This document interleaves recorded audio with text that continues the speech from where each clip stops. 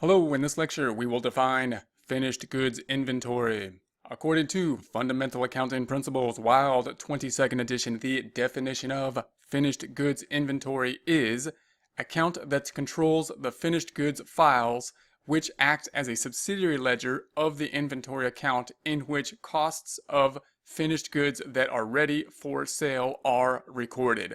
When we are considering the finished goods inventory, we are typically thinking about a manufacturing company, because if we were thinking about a company that just purchases and sells inventory, then we would just have one account called inventory.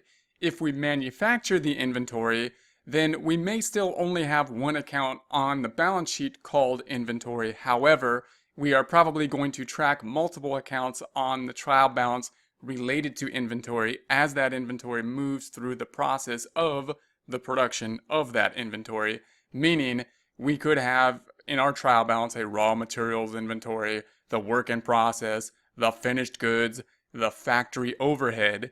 Once the inventory has been completed, that is when it will be in the finished goods account. That is when it's being ready for sale. That's when it's closest to what it would be for a company that just purchases and sells inventory, meaning that if we sold the inventory, we would reduce the finished goods, just as we would for a company that purchases and sells inventory, and record the related expense of cost of goods sold. Therefore, in a manufacturing process, we're still going to have a general ledger backing up all the inventory accounts. For example, we have the raw materials general ledger showing activity by date that will back up the raw materials on the trial balance. We have the work in process. Once that inventory is in process of work, here's the general ledger, here's the trial balance. Then it's going to move to the, and we also have factory overhead, those items we couldn't apply directly to the job being backed up here.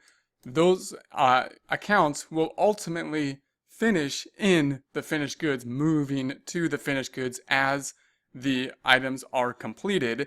So here's our finished goods account in the general ledger. Here it is on the trial balance.